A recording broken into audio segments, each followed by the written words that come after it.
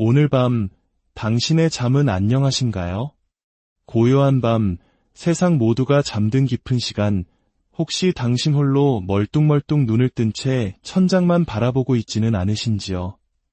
스마트폰의 희미한 불빛의 의지에 억지로 잠을 청하고 내일 아침 해야 할 일들에 대한 걱정과 불안감에 밤새 뒤척이는 일이 잦아지진 않으셨나요? 한때 불면은 나이든 어르신들의 고민이라 여겨졌지만 이제는 치열한 경쟁과 불확실한 미래 속을 살아가는 젊은 세대의 가장 큰 고민 중 하나가 되었습니다. 오늘 이 이야기가 당신의 지치고 힘든 마음에 작은 위로가 되고 잃어버렸던 평온한 밤을 되찾는데 소중한 길잡이가 되기를 진심으로 바랍니다. 저희의 이야기가 마음에 드신다면 구독과 좋아요를 통해 응원의 마음을 보내주세요. 당신의 그 따뜻한 관심 하나하나가 더 많은 분들에게 건강하고 유익한 지식을 나누는데 정말 큰 힘이 됩니다. 자, 그럼 이제부터 잠 못 드는 밤과의 현명한 작별을 위한 여정을 함께 떠나보겠습니다. 많은 분들이 불면증을 겪으면 어떻게든 잠을 더 많이 자려고 애를 씁니다. 하지만 역설적이게도 잠을 자려는 그 필사적인 노력이 오히려 잠을 더 멀리 달아나게 만든다는 사실 알고 계셨나요? 이것이 바로 불면증 치료의 패러다임을 바꾼 인지행동 치료, 즉 생각과 행동의 습관을 바꾸어 잠을 되찾는 근본적인 해법의 출발점입니다. 인지행동 치료는 단순히 기분 좋게 생각해라, 불안해하지 마라와 같은 막연한 조언이 아닙니다. 우리의 뇌와 몸이 잠에 대해 잘못 학습한 습관들을 교정하고 새로운 규칙을 가르치는 매우 과학적이고 체계적인 훈련입니다. 그 핵심에는 자극 조절과 수면 제한이라는 두 개의 강력한 기둥이 있습니다. 첫 번째 기둥, 자극 조절은 아주 간단한 원칙에서 시작합니다. 바로 침대는 오직 잠을 위한 신성한 공간으로 만드는 것입니다. 혹시 침대에 누워 스마트폰을 보거나 TV를 시청하거나 내일 할 일을 걱정하는 습관이 있지는 않으신가요? 이런 행동들이 반복되면 우리의 뇌는 침대 깨어있는 공간, 활동하는 공간이라고 잘못 인식하게 됩니다. 결국 잠을 자야 할 가장 편안한 장소가 오히려 각성과 불안을 유발하는 스트레스의 공간으로 변질되는 것이죠. 자극 조절의 원칙은 단호합니다. 잠이 오지 않으면 15분에서 20분 정도 뒤척인 후에는 과감히 침실에서 나오십시오. 거실의 은은한 조명 아래서 지루할 정도의 책을 읽거나 잔잔한 명상 음악을 듣는 등 편안하고 이완되는 활동을 하세요. 그리고 정말로 눈꺼풀이 무거워지고 졸음이 쏟아질 때 바로 그때 다시 침실로 돌아가는 겁니다. 이 과정을 통해 우리는 뇌에게 침대와 잠 사이의 강력하고 긍정적인 연결고리를 다시 만들어줄 수 있습니다. 두 번째 기둥은 수면 제한입니다. 이는 다소 극단적으로 들릴 수 있지만 가장 효과적인 방법 중 하나입니다. 예를 들어 내가 매일 밤 10시간을 누워있지만 실제 잠든 시간은 고작 4시간에 불과하다고 가정해 봅시다. 보통은 잠자는 4시간을 8시간으로 늘리려고 애쓰겠지만 수면 제한요법은 정반대에 접근을 합니다. 누워있는 10시간을 실제로 자는 시간에 가깝게, 예를 들어 대여섯 시간으로 과감하게 줄여버리는 것입니다. 만약 밤 12시부터 새벽 6시까지로 수면 시간을 정했다면 그 외의 시간에는 아무리 졸려도 절대로 눕거나 자지 않는 것입니다. 밤 12시가 되기 전까지는 졸음을 참고 아침 6시가 되면 아무리 피곤해도 무조건 일어나는 것이죠. 심지어 밤 12시가 되었는데도 잠이 오지 않는다면 졸릴 때까지 기다렸다가 침실에 들어가야 합니다. 처음 1, 2주는 매우 힘들 수 있습니다. 낮 동안 심한 피로감을 느낄 수도 있죠. 하지만 이 과정을 통해 흩어져 있던 수면의 압력이 한 곳으로 강력하게 응축되면서 침대에 눕자마자 깊은 잠에 빠져드는 경험을 하게 됩니다. 누워있는 시간 동안 잠으로 꽉 채우는 수면 효율이 높아지면 그 이후부터 점진적으로 누워있는 시간을 15분씩 늘려나가는 방식으로 최적의 수면 시간을 찾아가게 됩니다. 이 두 가지 행동치료와 더불어 중요한 것이 바로 인지치료, 즉 잠에 대한 잘못된 생각과 오해를 바로잡는 것입니다. 많은 분들이 사람은 무조건 8시간은 자야 건강하다는 강박에 시달립니다. 하지만 이는 평균일 뿐 사람마다 필요한 수면 시간은 다릅니다. 마치 키가 큰 사람과 작은 사람이 있듯이 5시간만 자도 충분한 사람이 있고 9시간을 자야 개운한 사람이 있는 것입니다. 중요한 것은 시간의 양이 아니라 다음날 일상생활을 하는데 지장이 없는가 하는 질입니다. 5시간을 잤더라도 낮에 피곤하지 않다면 그것은 불면증이 아닙니다. 또 다른 흔한 오해는 오늘 잠을 못 자면 내일 큰일이 날 거야라는 파국적인 생각입니다. 물론 하루 못 자면 조금 피곤할 수는 있습니다. 하지만 그 걱정 때문에 불안해하는 순간 우리 몸의 각성 시스템이 활성화되어 오히려 잠은 더 달아나고 그 결과로 다음날 더 피곤해지는 악순환이 시작됩니다. 실제로 잠을 못 자서 중요한 시험이나 계약을 망친 경험이 있는지 스스로에게 물어보세요. 대부분의 경우 생각보다 큰 문제는 일어나지 않았을 겁니다. 우리는 잠을 못 자는 그 자체보다 잠을 못 잘까 봐 걱정하는 그 마음 때문에 더 고통받는 경우가 많습니다. 최근에는 이런 인지행동 치료를 좀 더 쉽게 접할 수 있도록 돕는 디지털 치료기기, 즉 스마트폰 앱의 형태로도 개발되었습니다. 병원에 직접 방문하기 어려운 분들에게 좋은 대안이 될 수 있죠. 하지만 헬스 트레이너와 함께 운동하는 것과 혼자 동영상을 보고 따라 하는 것의 차이가 있듯이 디지털 치료는 본인의 강력한 의지가 성공의 가장 중요한 열쇠가 됩니다. 때로는 전문가와의 상담을 통해 내가 잘못 이해하고 있는 부분은 없는지 점검받는 것이 치료 효과를 극대화하는 지름길이 될 수 있습니다. 그렇다면 약물치료, 즉 수면제는 어떨까요? 많은 분들이 중독이나 부작용에 대한 두려움으로 수면제를 기피하곤 합니다. 분명히 기억해야 할 점은 불면증의 1차 치료는 인지행동 치료이며 약물은 보조적인 수단이라는 것입니다. 하지만 인지행동 치료를 진행하기 어렵거나 불면의 고통이 너무 심할 경우 전문가의 처방에 따른 단기적인 약물 사용은 큰 도움이 될 수 있습니다. 수면제에도 여러 종류가 있습니다. 효과가 강력한 만큼 의존성이나 내성이 생기기 쉬운 약물이 있는가 하면 우리 몸의 수면 호르몬과 유사한 멜라토닌 성분처럼 부작용은 적지만 효과가 비교적 약한 약물도 있습니다. 때로는 우울증이나 불안증 치료제의 졸음이라는 부작용을 역으로 이용하여 수면을 돕는 경우도 있습니다. 중요한 것은 어떤 약이든 반드시 전문의와 상의하여 자신의 상태에 맞는 약을 정해진 용법과 기간에 맞춰 복용해야 한다는 점입니다. 절대로 임의로 약을 늘리거나 의사의 상의 없이 갑자기 끊어서는 안 됩니다. 만약 수면제를 끊고 싶다면 이 역시 전략이 필요합니다. 약을 갑자기 끊으면 금단 현상이나 반동성 불면증으로 인해 이전보다 더 심한 불면을 겪을 수 있습니다. 따라서 약의 용량을 서서히 줄여나가면서 그 과정에서 잠을 조금 못 자는 날이 있더라도 그럴 수 있다고 받아들이는 마음의 준비가 필요합니다. 이 과정에서 인지행동 치료를 병행한다면 훨씬 수월하게 약을 줄여나갈 수 있습니다. 잠 못 자는 것에 대한 두려움이 사라졌기 때문입니다. 약을 줄이는 날에는 오늘 밤은 잠에 집착하지 말고 편안하게 책이나 읽다가 자야지 하는 여유로운 마음을 갖는 것이 중요합니다. 오늘 약을 끊고 잘 자는지 못 자는지 스스로를 시험하려는 태도는 가장 피해야 할 함정입니다.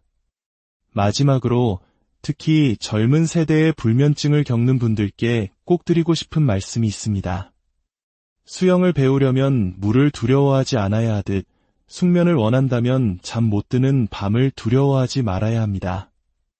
잠은 우리가 싸워서 이겨야 할 적이 아니라 우리가 편안한 환경을 만들어 주었을 때 자연스럽게 찾아오는 친구와 같습니다. 그리고 가장 쉽게 실천할 수 있는 최고의 수면 습관은 바로 빛 조절입니다. 아침에는 커튼을 활짝 열고 햇빛을 충분히 받으세요. 아침 햇살은 우리 몸의 생체 시계를 재설정하고 밤의 숙면을 돕는 멜라토닌 분비를 촉진하는 가장 강력한 스위치입니다. 반대로 밤에는 집안의 조명을 어둡게 하고 스마트폰이나 TV 화면의 블루라이트를 멀리해야 합니다. 불면의 밤이 계속된다면 혼자서 끙끙 앓지 마세요. 그것은 당신의 의지가 약해서가 아닙니다. 당신의 뇌와 몸에 잠에 대한 잘못된 습관이 생겼다는 신호일 뿐입니다. 전문가의 도움을 통해 잘못된 습관의 고리를 끊고 건강한 수면 리듬을 되찾으시길 바랍니다. 오늘 밤 부디 모든 걱정을 내려놓고 편안하고 깊은 잠에 드시기를 기원합니다. 오늘 밤 당신의 잠은 안녕하신가요? 고요한 밤 세상 모두가 잠든 깊은 시간, 혹시 당신 홀로 멀뚱멀뚱 눈을 뜬 채 천장만 바라보고 있지는 않으신지요? 스마트폰의 희미한 불빛에 의지해 억지로 잠을 청하고 내일 아침 해야 할 일들에 대한 걱정과 불안감에 밤새 뒤척이는 일이 잦아지진 않으셨나요? 한때 불면은 나이든 어르신들의 고민이라 여겨졌지만 이제는 치열한 경쟁과 불확실한 미래 속을 살아가는 젊은 세대의 가장 큰 고민 중 하나가 되었습니다. 오늘 이 이야기가 당신의 지치고 힘든 마음에 작은 위로가 되고 잃어버렸던 평온한 밤을 되찾는데 소중한 길잡이가 되기를 진심으로 바랍니다. 저희의 이야기가 마음에 드신다면 구독과 좋아요를 통해 응원의 마음을 보내주세요. 당신의 그 따뜻한 관심 하나하나가 더 많은 분들에게 건강하고 유익한 지식을 나누는데 정말 큰 힘이 됩니다. 자, 그럼 이제부터 잠 못 드는 밤과의 현명한 작별을 위한 여정을 함께 떠나보겠습니다. 많은 분들이 불면증을 겪으면 어떻게든 잠을 더 많이 자려고 애를 씁니다. 하지만 역설적이게도 잠을 자려는 그 필사적인 노력이 오히려 잠을 더 멀리 달아나게 만든다는 사실 알고 계셨나요?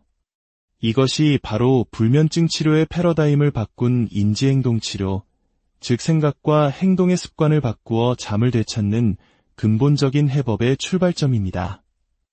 인지행동 치료는 단순히 기분 좋게 생각해라, 불안해하지 마라와 같은 막연한 조언이 아닙니다.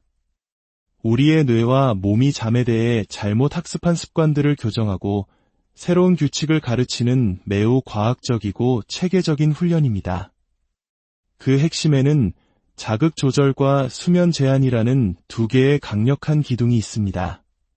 첫 번째 기둥, 자극 조절은 아주 간단한 원칙에서 시작합니다. 바로 침대는 오직 잠을 위한 신성한 공간으로 만드는 것입니다. 혹시 침대에 누워 스마트폰을 보거나 TV를 시청하거나 내일 할 일을 걱정하는 습관이 있지는 않으신가요? 이런 행동들이 반복되면 우리의 뇌는 침대 깨어있는 공간, 활동하는 공간이라고 잘못 인식하게 됩니다. 결국 잠을 자야 할 가장 편안한 장소가 오히려 각성과 불안을 유발하는 스트레스의 공간으로 변질되는 것이죠. 자극 조절의 원칙은 단호합니다. 잠이 오지 않으면 15분에서 20분 정도 뒤척인 후에는 과감히 침실에서 나오십시오. 거실의 은은한 조명 아래서 지루할 정도의 책을 읽거나 잔잔한 명상 음악을 듣는 등 편안하고 이완되는 활동을 하세요. 그리고 정말로 눈꺼풀이 무거워지고 졸음이 쏟아질 때 바로 그때 다시 침실로 돌아가는 겁니다. 이 과정을 통해 우리는 뇌에게 침대와 잠 사이의 강력하고 긍정적인 연결고리를 다시 만들어줄 수 있습니다. 두 번째 기둥은 수면 제한입니다. 이는 다소 극단적으로 들릴 수 있지만 가장 효과적인 방법 중 하나입니다. 예를 들어 내가 매일 밤 10시간을 누워있지만 실제 잠든 시간은 고작 4시간에 불과하다고 가정해 봅시다. 보통은 잠자는 4시간을 8시간으로 늘리려고 애쓰겠지만 수면 제한요법은 정반대에 접근을 합니다. 누워있는 10시간을 실제로 자는 시간에 가깝게, 예를 들어 대여섯 시간으로 과감하게 줄여버리는 것입니다. 만약 밤 12시부터 새벽 6시까지로 수면 시간을 정했다면 그 외의 시간에는 아무리 졸려도 절대로 눕거나 자지 않는 것입니다. 밤 12시가 되기 전까지는 졸음을 참고 아침 6시가 되면 아무리 피곤해도 무조건 일어나는 것이죠. 심지어 밤 12시가 되었는데도 잠이 오지 않는다면 졸릴 때까지 기다렸다가 침실에 들어가야 합니다. 처음 1, 2주는 매우 힘들 수 있습니다. 낮 동안 심한 피로감을 느낄 수도 있죠. 하지만 이 과정을 통해 흩어져 있던 수면의 압력이 한 곳으로 강력하게 응축되면서 침대에 눕자마자 깊은 잠에 빠져드는 경험을 하게 됩니다.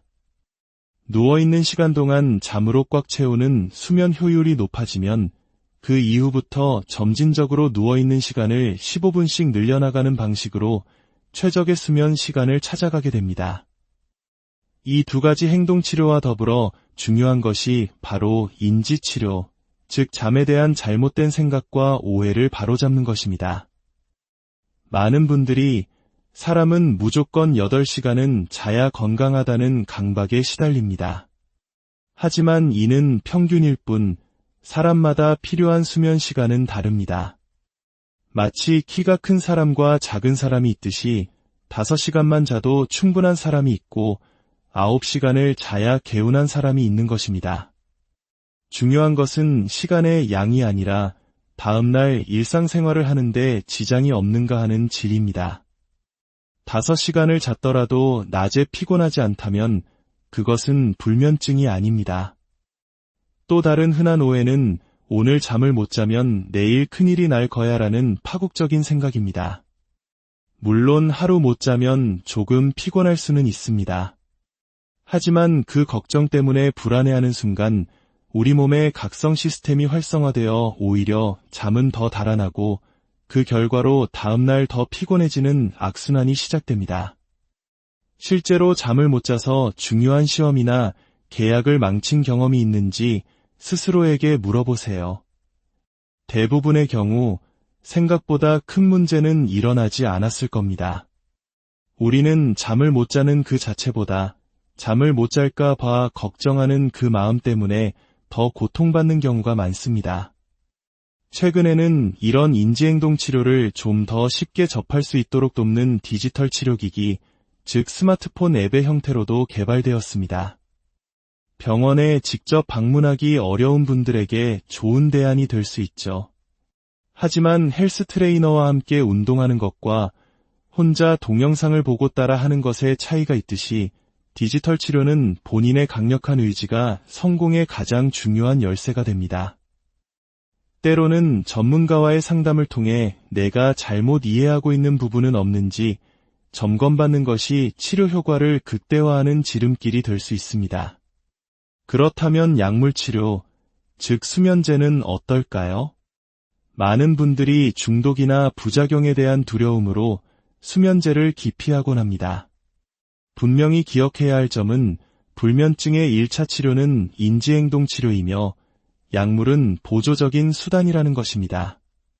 하지만 인지행동 치료를 진행하기 어렵거나 불면의 고통이 너무 심할 경우 전문가의 처방에 따른 단기적인 약물 사용은 큰 도움이 될 수 있습니다. 수면제에도 여러 종류가 있습니다. 효과가 강력한 만큼 의존성이나 내성이 생기기 쉬운 약물이 있는가 하면 우리 몸의 수면 호르몬과 유사한 멜라토닌 성분처럼 부작용은 적지만 효과가 비교적 약한 약물도 있습니다. 때로는 우울증이나 불안증 치료제의 졸음이라는 부작용을 역으로 이용하여 수면을 돕는 경우도 있습니다. 중요한 것은 어떤 약이든 반드시 전문의와 상의하여 자신의 상태에 맞는 약을 정해진 용법과 기간에 맞춰 복용해야 한다는 점입니다. 절대로 임의로 약을 늘리거나 의사의 상의 없이 갑자기 끊어서는 안 됩니다. 만약 수면제를 끊고 싶다면 이 역시 전략이 필요합니다. 약을 갑자기 끊으면 금단 현상이나 반동성 불면증으로 인해 이전보다 더 심한 불면을 겪을 수 있습니다. 따라서 약의 용량을 서서히 줄여나가면서 그 과정에서 잠을 조금 못 자는 날이 있더라도 그럴 수 있다고 받아들이는 마음의 준비가 필요합니다. 이 과정에서 인지행동 치료를 병행한다면 훨씬 수월하게 약을 줄여나갈 수 있습니다. 잠 못 자는 것에 대한 두려움이 사라졌기 때문입니다. 약을 줄이는 날에는 오늘 밤은 잠에 집착하지 말고 편안하게 책이나 읽다가 자야지 하는 여유로운 마음을 갖는 것이 중요합니다. 오늘 약을 끊고 잘 자는지 못 자는지 스스로를 시험하려는 태도는 가장 피해야 할 함정입니다. 마지막으로 특히 젊은 세대의 불면증을 겪는 분들께 꼭 드리고 싶은 말씀이 있습니다. 수영을 배우려면 물을 두려워하지 않아야 하듯 숙면을 원한다면 잠 못 드는 밤을 두려워하지 말아야 합니다. 잠은 우리가 싸워서 이겨야 할 적이 아니라 우리가 편안한 환경을 만들어 주었을 때 자연스럽게 찾아오는 친구와 같습니다. 그리고 가장 쉽게 실천할 수 있는 최고의 수면 습관은 바로 빛 조절입니다. 아침에는 커튼을 활짝 열고 햇빛을 충분히 받으세요. 아침 햇살은 우리 몸의 생체 시계를 재설정하고 밤의 숙면을 돕는 멜라토닌 분비를 촉진하는 가장 강력한 스위치입니다. 반대로 밤에는 집안의 조명을 어둡게 하고 스마트폰이나 TV 화면의 블루라이트를 멀리해야 합니다. 불면의 밤이 계속된다면 혼자서 끙끙 앓지 마세요. 그것은 당신의 의지가 약해서가 아닙니다. 당신의 뇌와 몸에 잠에 대한 잘못된 습관이 생겼다는 신호일 뿐입니다. 전문가의 도움을 통해 잘못된 습관의 고리를 끊고 건강한 수면 리듬을 되찾으시길 바랍니다. 오늘 밤 부디 모든 걱정을 내려놓고 편안하고 깊은 잠에 드시기를 기원합니다. 오늘 밤 당신의 잠은 안녕하신가요? 고요한 밤 세상 모두가 잠든 깊은 시간 혹시 당신 홀로 멀뚱멀뚱 눈을 뜬 채 천장만 바라보고 있지는 않으신지요? 스마트폰의 희미한 불빛에 의지해 억지로 잠을 청하고 내일 아침 해야 할 일들에 대한 걱정과 불안감에 밤새 뒤척이는 일이 잦아지진 않으셨나요? 한때 불면은 나이든 어르신들의 고민이라 여겨졌지만 이제는 치열한 경쟁과 불확실한 미래 속을 살아가는 젊은 세대의 가장 큰 고민 중 하나가 되었습니다. 오늘 이 이야기가 당신의 지치고 힘든 마음에 작은 위로가 되고 잃어버렸던 평온한 밤을 되찾는데 소중한 길잡이가 되기를 진심으로 바랍니다. 저희의 이야기가 마음에 드신다면 구독과 좋아요를 통해 응원의 마음을 보내주세요. 당신의 그 따뜻한 관심 하나하나가 더 많은 분들에게 건강하고 유익한 지식을 나누는데 정말 큰 힘이 됩니다. 자, 그럼 이제부터 잠 못 드는 밤과의 현명한 작별을 위한 여정을 함께 떠나보겠습니다. 많은 분들이 불면증을 겪으면 어떻게든 잠을 더 많이 자려고 애를 씁니다. 하지만 역설적이게도 잠을 자려는 그 필사적인 노력이 오히려 잠을 더 멀리 달아나게 만든다는 사실 알고 계셨나요? 이것이 바로 불면증 치료의 패러다임을 바꾼 인지행동 치료, 즉 생각과 행동의 습관을 바꾸어 잠을 되찾는 근본적인 해법의 출발점입니다. 인지행동 치료는 단순히 기분 좋게 생각해라, 불안해하지 마라와 같은 막연한 조언이 아닙니다. 우리의 뇌와 몸이 잠에 대해 잘못 학습한 습관들을 교정하고 새로운 규칙을 가르치는 매우 과학적이고 체계적인 훈련입니다. 그 핵심에는 자극 조절과 수면 제한이라는 두 개의 강력한 기둥이 있습니다. 첫 번째 기둥, 자극 조절은 아주 간단한 원칙에서 시작합니다. 바로 침대는 오직 잠을 위한 신성한 공간으로 만드는 것입니다. 혹시 침대에 누워 스마트폰을 보거나 TV를 시청하거나 내일 할 일을 걱정하는 습관이 있지는 않으신가요?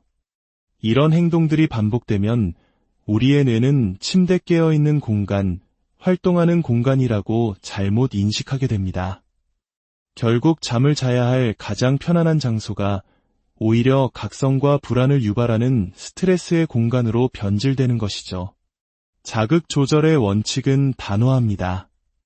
잠이 오지 않으면 15분에서 20분 정도 뒤척인 후에는 과감히 침실에서 나오십시오.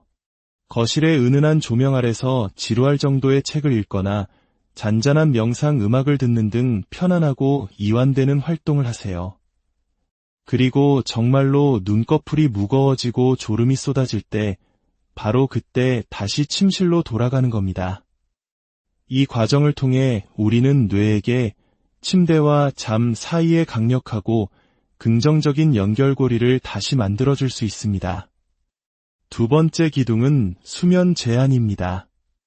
이는 다소 극단적으로 들릴 수 있지만 가장 효과적인 방법 중 하나입니다.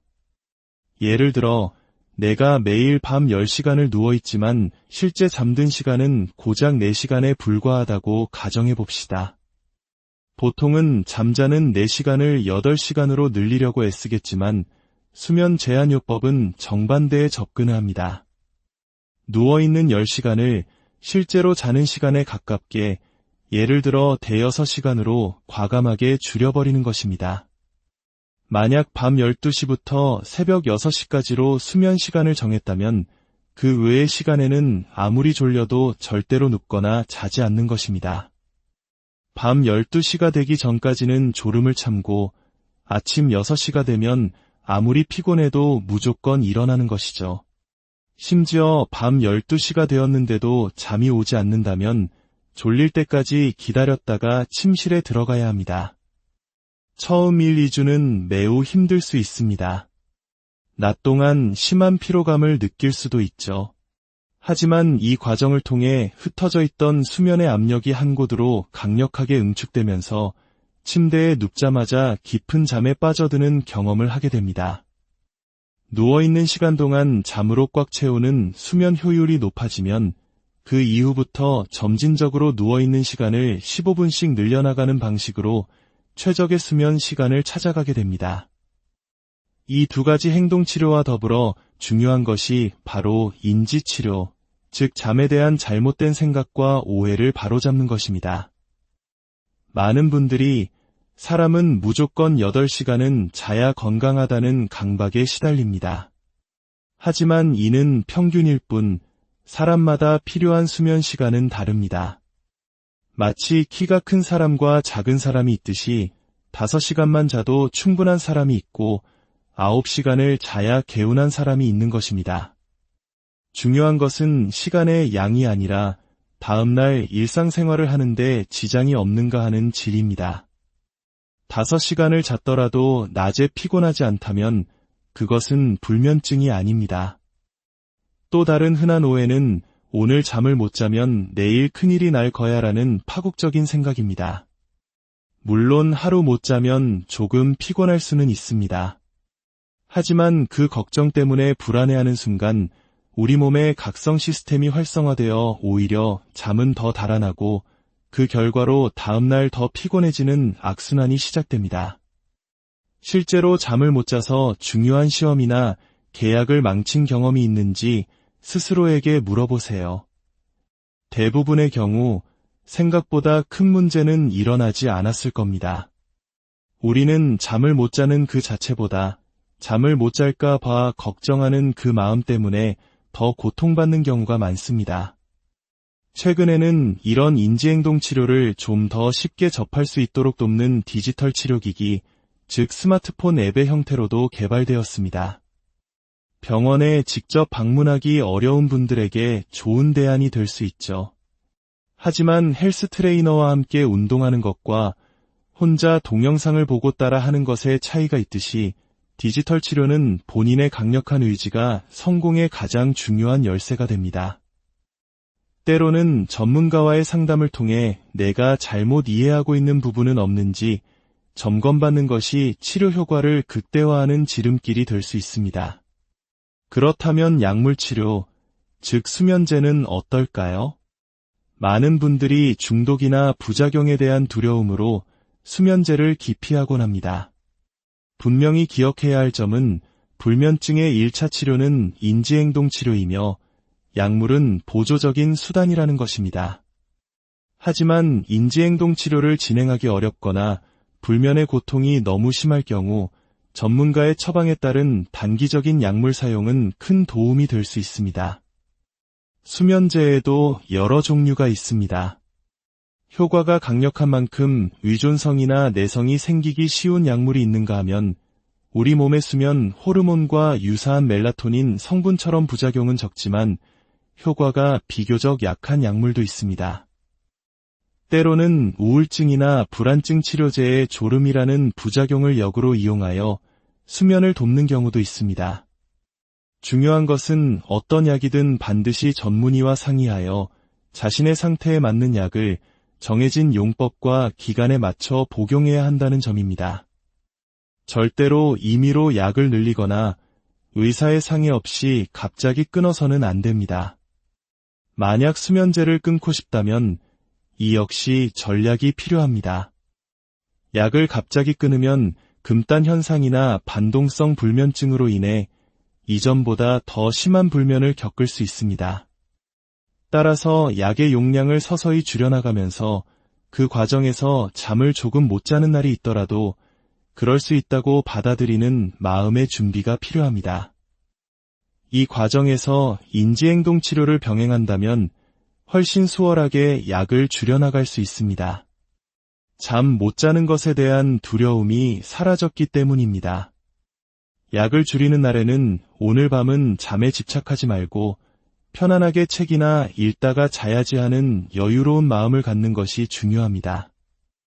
오늘 약을 끊고 잘 자는지 못 자는지 스스로를 시험하려는 태도는 가장 피해야 할 함정입니다. 마지막으로 특히 젊은 세대의 불면증을 겪는 분들께 꼭 드리고 싶은 말씀이 있습니다. 수영을 배우려면 물을 두려워하지 않아야 하듯 숙면을 원한다면 잠 못 드는 밤을 두려워하지 말아야 합니다. 잠은 우리가 싸워서 이겨야 할 적이 아니라 우리가 편안한 환경을 만들어 주었을 때 자연스럽게 찾아오는 친구와 같습니다.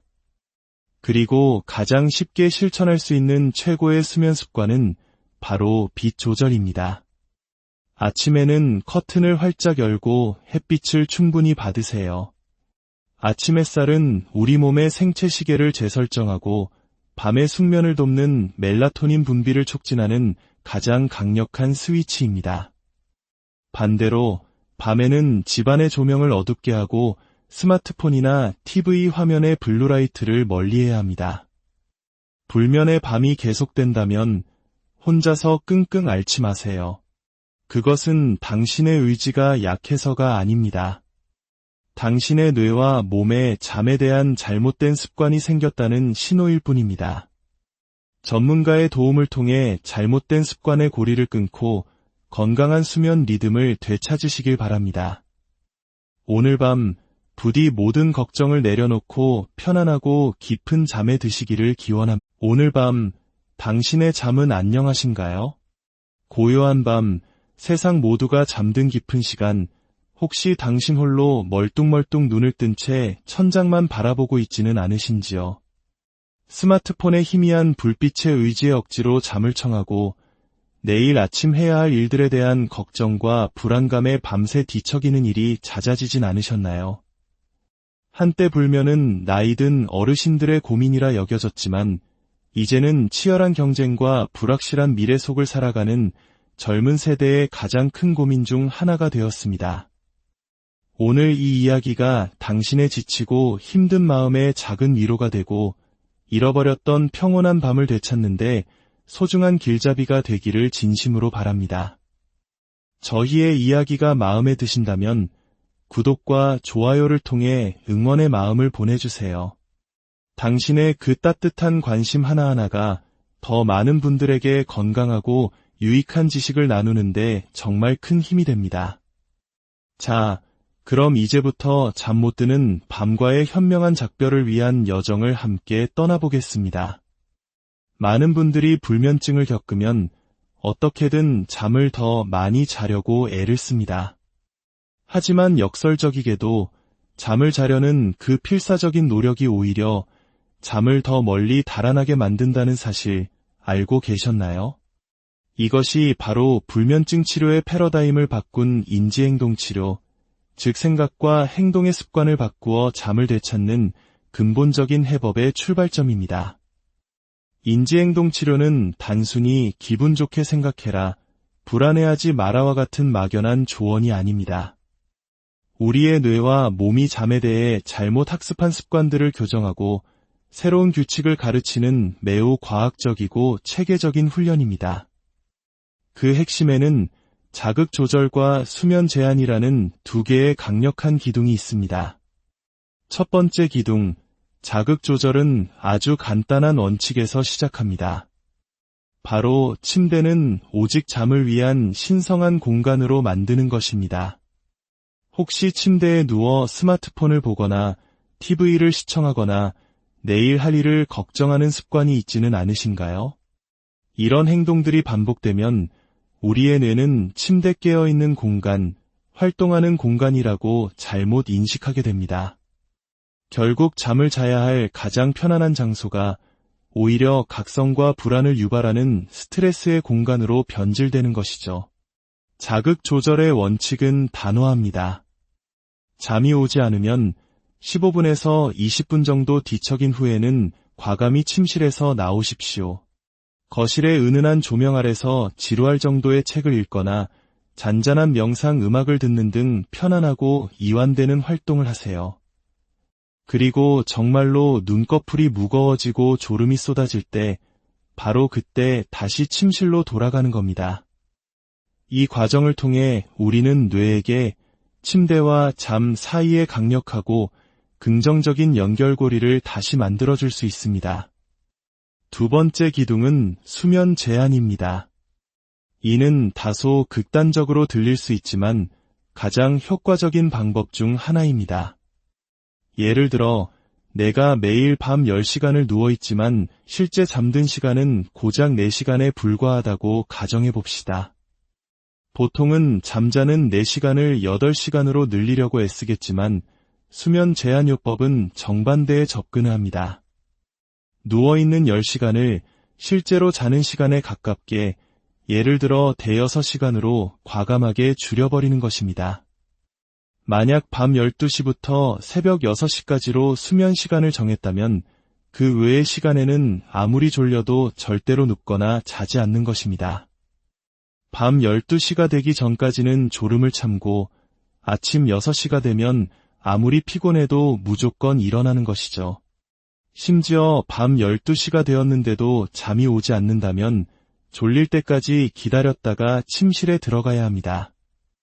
처음 1, 2주는 매우 힘들 수 있습니다.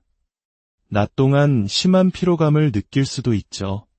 하지만 이 과정을 통해 흩어져 있던 수면의 압력이 한 곳으로 강력하게 응축되면서 침대에 눕자마자 깊은 잠에 빠져드는 경험을 하게 됩니다. 누워있는 시간 동안 잠으로 꽉 채우는 수면 효율이 높아지면 그 이후부터 점진적으로 누워있는 시간을 15분씩 늘려나가는 방식으로 최적의 수면 시간을 찾아가게 됩니다. 이 두 가지 행동치료와 더불어 중요한 것이 바로 인지치료, 즉 잠에 대한 잘못된 생각과 오해를 바로잡는 것입니다. 많은 분들이 사람은 무조건 8시간은 자야 건강하다는 강박에 시달립니다. 하지만 이는 평균일 뿐 사람마다 필요한 수면 시간은 다릅니다. 마치 키가 큰 사람과 작은 사람이 있듯이 5시간만 자도 충분한 사람이 있고 9시간을 자야 개운한 사람이 있는 것입니다. 중요한 것은 시간의 양이 아니라 다음날 일상생활을 하는데 지장이 없는가 하는 질입니다. 5시간을 잤더라도 낮에 피곤하지 않다면 그것은 불면증이 아닙니다. 또 다른 흔한 오해는 오늘 잠을 못 자면 내일 큰일이 날 거야라는 파국적인 생각입니다. 물론 하루 못 자면 조금 피곤할 수는 있습니다. 하지만 그 걱정 때문에 불안해하는 순간 우리 몸의 각성 시스템이 활성화되어 오히려 잠은 더 달아나고 그 결과로 다음날 더 피곤해지는 악순환이 시작됩니다. 실제로 잠을 못 자서 중요한 시험이나 계약을 망친 경험이 있는지 스스로에게 물어보세요. 대부분의 경우 생각보다 큰 문제는 일어나지 않았을 겁니다. 우리는 잠을 못 자는 그 자체보다 잠을 못 잘까 봐 걱정하는 그 마음 때문에 더 고통받는 경우가 많습니다. 최근에는 이런 인지행동 치료를 좀 더 쉽게 접할 수 있도록 돕는 디지털 치료기기, 즉 스마트폰 앱의 형태로도 개발되었습니다. 병원에 직접 방문하기 어려운 분들에게 좋은 대안이 될 수 있죠. 하지만 헬스 트레이너와 함께 운동하는 것과 혼자 동영상을 보고 따라 하는 것에 차이가 있듯이 디지털 치료는 본인의 강력한 의지가 성공의 가장 중요한 열쇠가 됩니다. 때로는 전문가와의 상담을 통해 내가 잘못 이해하고 있는 부분은 없는지 점검받는 것이 치료 효과를 극대화하는 지름길이 될 수 있습니다. 그렇다면 약물 치료, 즉 수면제는 어떨까요? 많은 분들이 중독이나 부작용에 대한 두려움으로 수면제를 기피하곤 합니다. 분명히 기억해야 할 점은 불면증의 1차 치료는 인지행동 치료이며 약물은 보조적인 수단이라는 것입니다. 하지만 인지행동 치료를 진행하기 어렵거나 불면의 고통이 너무 심할 경우 전문가의 처방에 따른 단기적인 약물 사용은 큰 도움이 될 수 있습니다. 수면제에도 여러 종류가 있습니다. 효과가 강력한 만큼 의존성이나 내성이 생기기 쉬운 약물이 있는가 하면 우리 몸의 수면 호르몬과 유사한 멜라토닌 성분처럼 부작용은 적지만 효과가 비교적 약한 약물도 있습니다. 때로는 우울증이나 불안증 치료제의 졸음이라는 부작용을 역으로 이용하여 수면을 돕는 경우도 있습니다. 중요한 것은 어떤 약이든 반드시 전문의와 상의하여 자신의 상태에 맞는 약을 정해진 용법과 기간에 맞춰 복용해야 한다는 점입니다. 절대로 임의로 약을 늘리거나 의사의 상의 없이 갑자기 끊어서는 안 됩니다.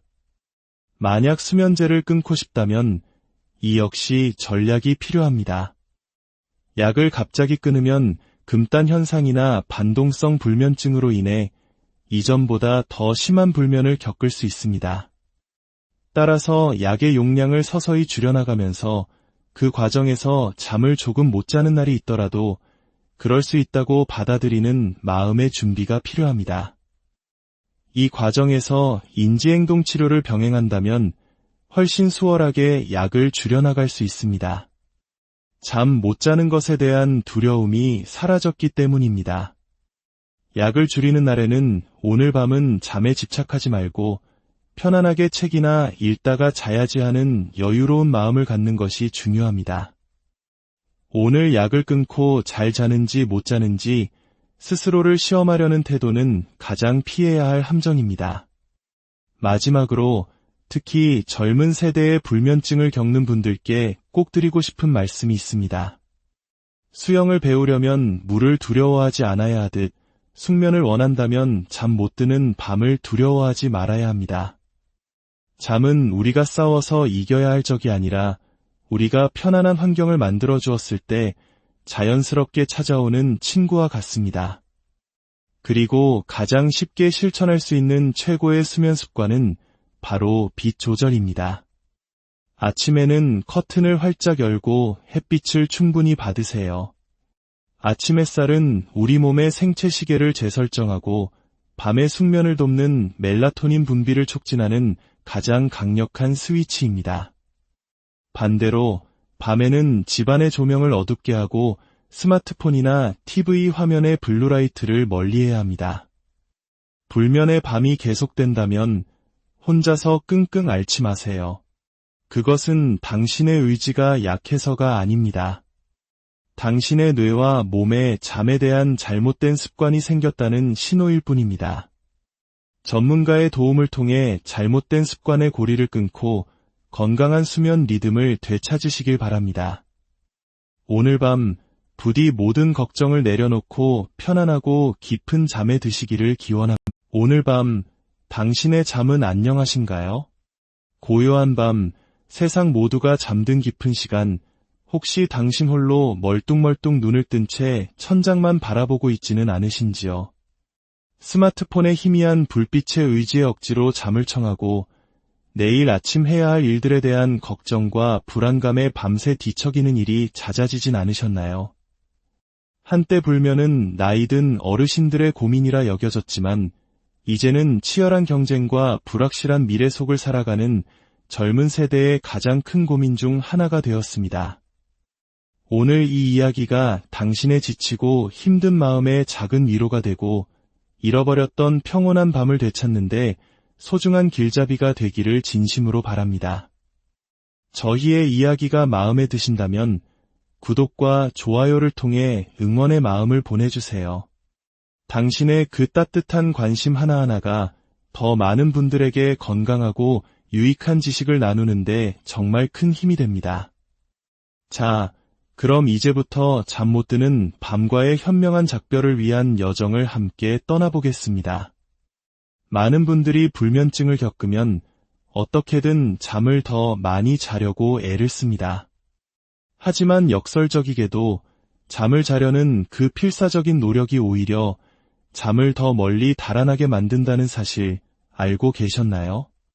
이것이 바로 불면증 치료의 패러다임을 바꾼 인지행동 치료, 즉 생각과 행동의 습관을 바꾸어 잠을 되찾는 근본적인 해법의 출발점입니다.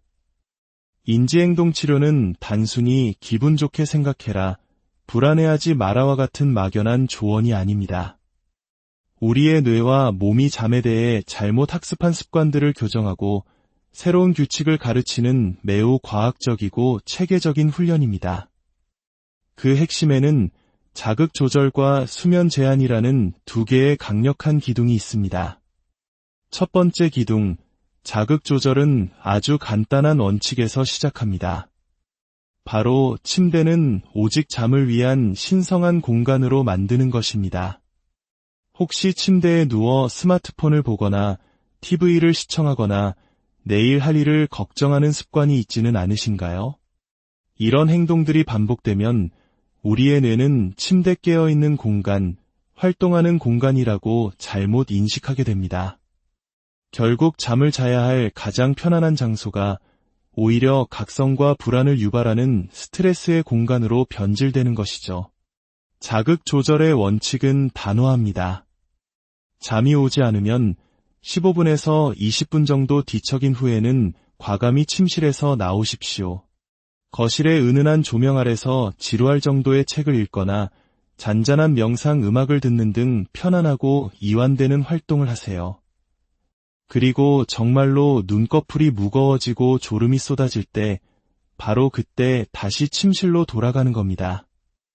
이 과정을 통해 우리는 뇌에게 침대와 잠 사이의 강력하고 긍정적인 연결고리를 다시 만들어줄 수 있습니다. 두 번째 기둥은 수면 제한입니다. 이는 다소 극단적으로 들릴 수 있지만 가장 효과적인 방법 중 하나입니다.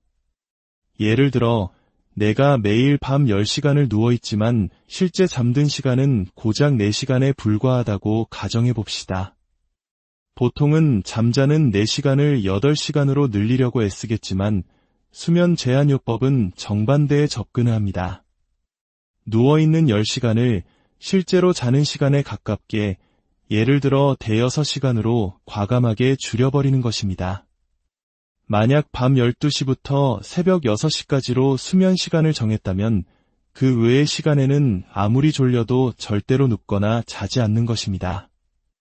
밤 12시가 되기 전까지는 졸음을 참고 아침 6시가 되면 아무리 피곤해도 무조건 일어나는 것이죠.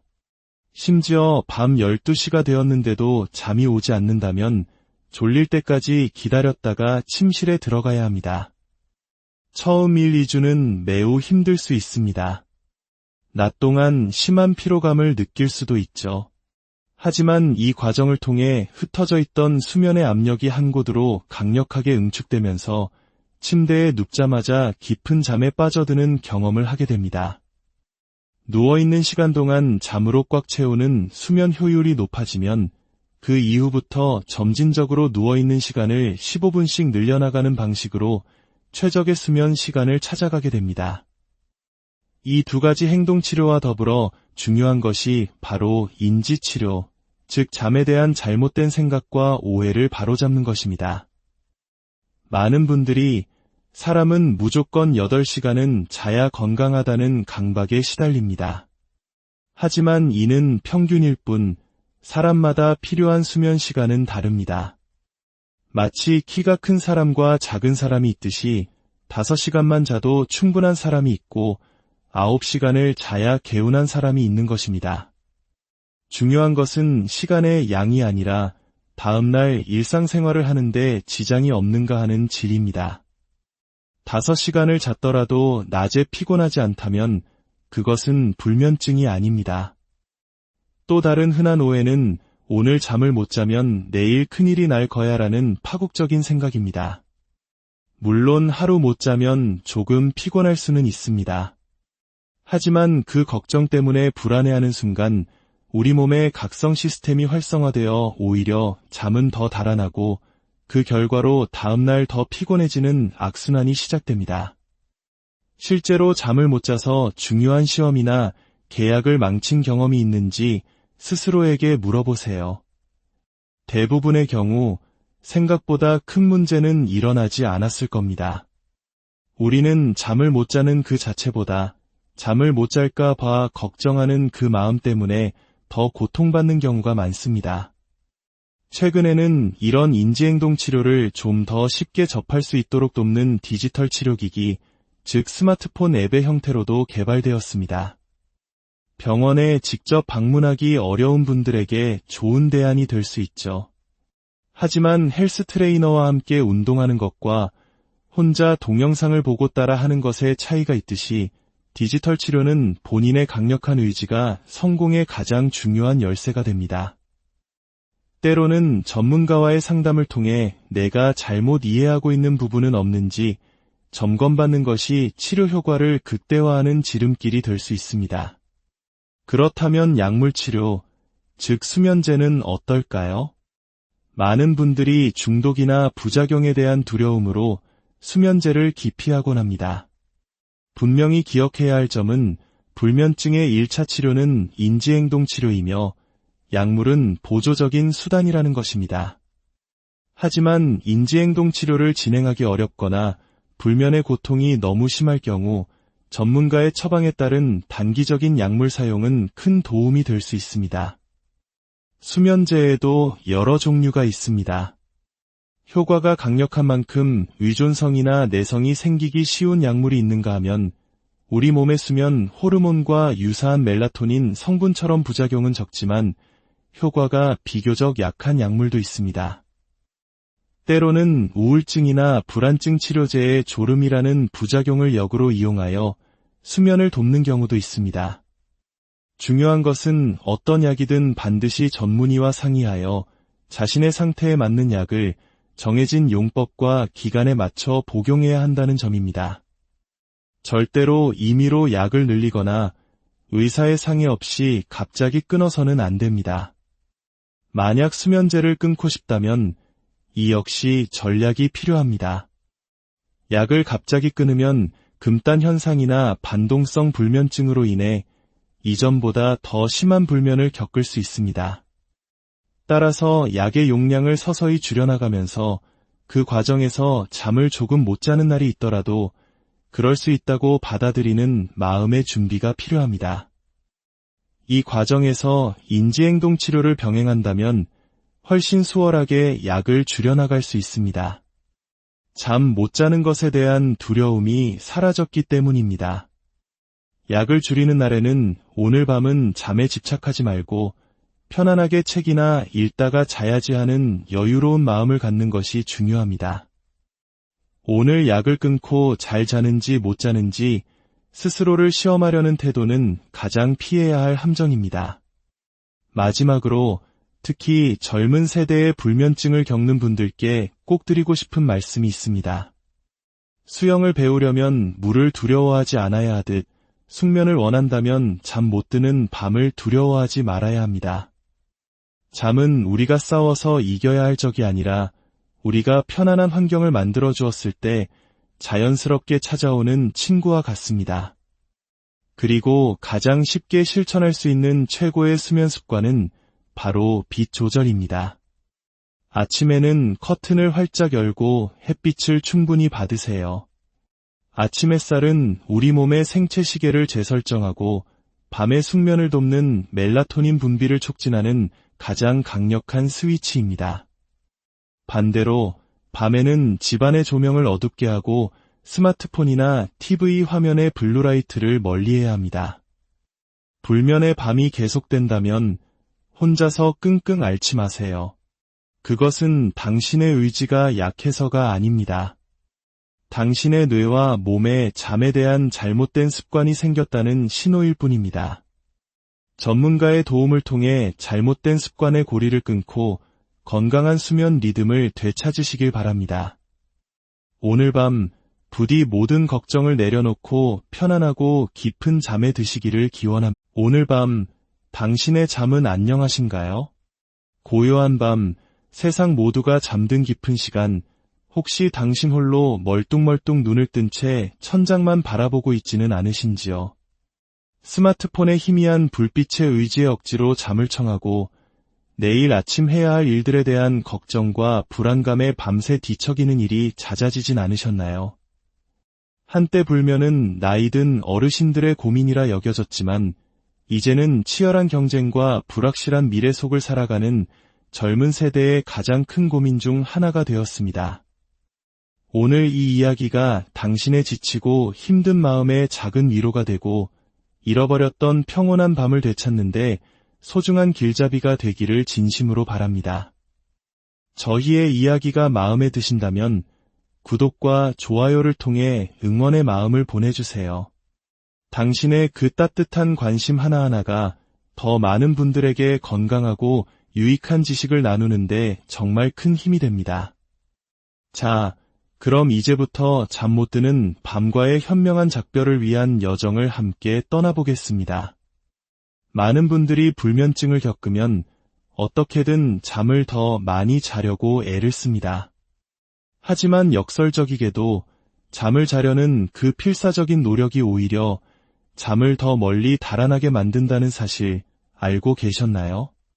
이것이 바로 불면증 치료의 패러다임을 바꾼 인지행동 치료, 즉 생각과 행동의 습관을 바꾸어 잠을 되찾는 근본적인 해법의 출발점입니다. 인지행동 치료는 단순히 기분 좋게 생각해라, 불안해하지 마라와 같은 막연한 조언이 아닙니다. 우리의 뇌와 몸이 잠에 대해 잘못 학습한 습관들을 교정하고 새로운 규칙을 가르치는 매우 과학적이고 체계적인 훈련입니다.